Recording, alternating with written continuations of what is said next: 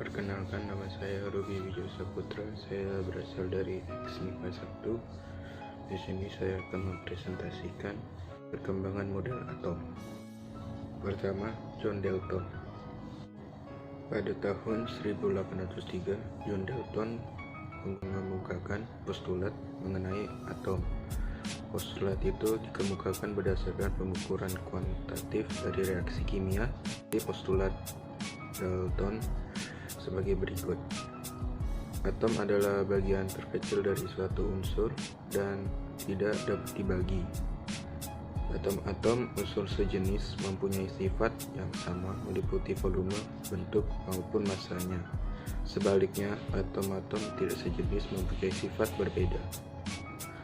Atom yang bergabung dengan atom lain untuk membentuk suatu molekul dengan angka perbandingan bulat dan sederhana.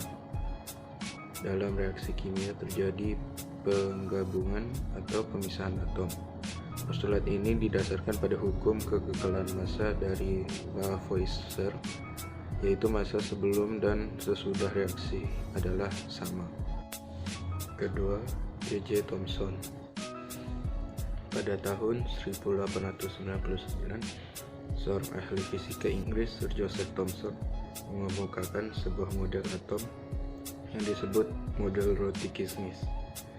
Thomson menggambarkan atom sebagai sebuah bola bermuatan positif yang memuat beberapa partikel bermuatan positif yang memuat beberapa partikel bermuatan negatif, yaitu elektron. Elektron itu tersebar pada bola seperti kismis tersebar pada roti. Ketiga, Ernest Rutherford. Pada tahun 1911, Ernest Rutherford, Geiger, dan Marsden melakukan percobaan dengan menembakkan partikel-partikel alfa pada lempeng emas untuk membuktikan teori model atom Thomson. Dari percobaan itu, Rutherford mengajukan teori model atom sebagai berikut. Atom terdiri atas inti atom yang bermuatan positif, inti atom yang mengandung hampir seluruh massa atom, dan dikelilingi oleh elektron yang bermuatan negatif seperti model tata surya. Secara keseluruhan, atom bersifat netral karena jumlah muatan positif sama dengan muatan negatif. Selama mengelilingi inti, gaya sentripal pada elektron terbentuk dari gaya tarik-menarik antara elektron dengan gaya inti atom. Teori Rutherford mempunyai beberapa kelemahan, yaitu teori Rutherford bertentang dengan teori gelombang elektromagnetik Maxwell. Teori elektromagnetik Maxwell, partikel-partikel bermuatan listrik yang bergerak dengan memancarkan energi dalam bentuk radiasi gelombang elektromagnetik. Teori Rutherford tidak mampu menjelaskan terjadinya spektrum garis atom hidrogen. Jika teori Rutherford benar, maka selama mengelilingi inti, elektron akan memancarkan gelombang elektromagnetik secara kontinu. Tetapi kenyataan spektrum atom hidrogen bukan spektrum kontinu, melainkan spektrum garis. Kelemahan teori Rutherford tersebut dikoreksi oleh Niels Bohr dan melahirkan teori atom Bohr. Keempat, Niels Bohr. Pada tahun 1913, Niels Bohr mencoba memperbaiki teori Rutherford. Bohr melakukan perbaikan dengan cara menggabungkan teori atom Rutherford dan hipotesis Planck mengenai mekanika kuantum. Teori Bohr didasarkan atas pengamatannya terhadap spektrum cahaya. Jika gas suatu unsur dipanaskan sampai suhu yang tinggi, akan dihasilkan cahaya terang. Jika dilewati suatu prisma, akan tampak garis-garis berwarna. Garis-garis berwarna itu disebut spektrum garis. Berdasarkan kenyataan tersebut, Bohr mengemukakan 4 postulat yang diterapkan untuk menerangkan atom hidrogen. 4 postulat itu sebagai berikut. Elektron mengelilingi inti atom pada orbit tertentu. Orbit itu merupakan lintasan gerak stasioner. Elektron mengelilingi inti dan berjarak tertentu dari inti atom.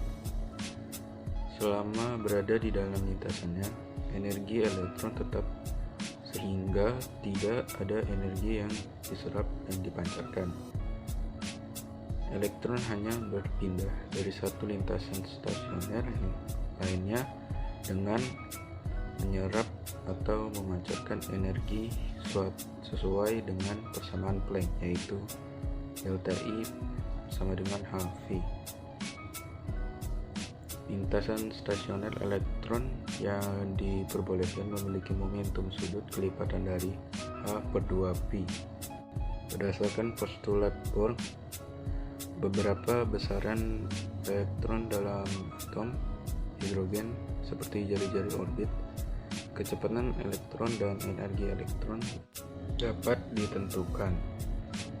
Berdasarkan postulat Bohr, beberapa besaran elektron dalam atom hidrogen seperti jari-jari orbit, kecepatan elektron dan energi elektron dapat ditentukan. Kelemahan teori Bohr dalam menjelaskan peristiwa Erwin sebenarnya dapat diatasi berdasarkan gagasan ahli fisika Jerman Sommerfeld, yaitu bahwa lintasan elektron dalam mengelilingi inti selain berbentuk lingkaran juga berbentuk elips.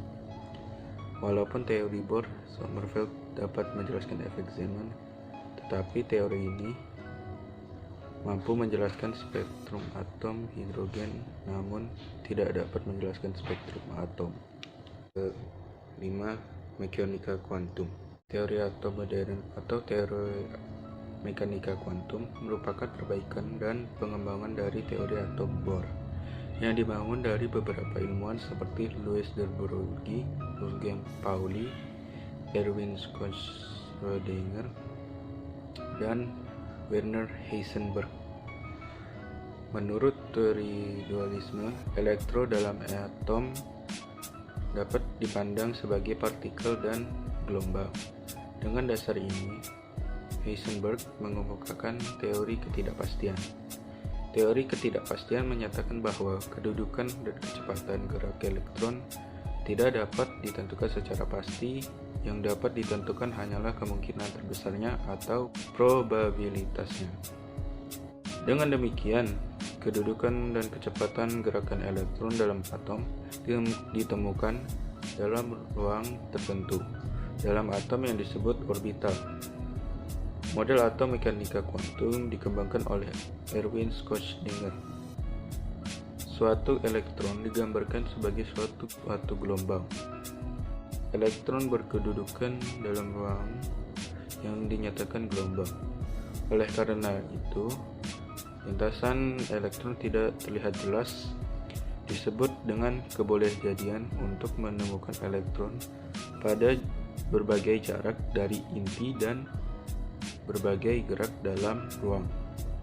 Bentuk dan tingkat energi dirumuskan oleh Erwin Schrödinger.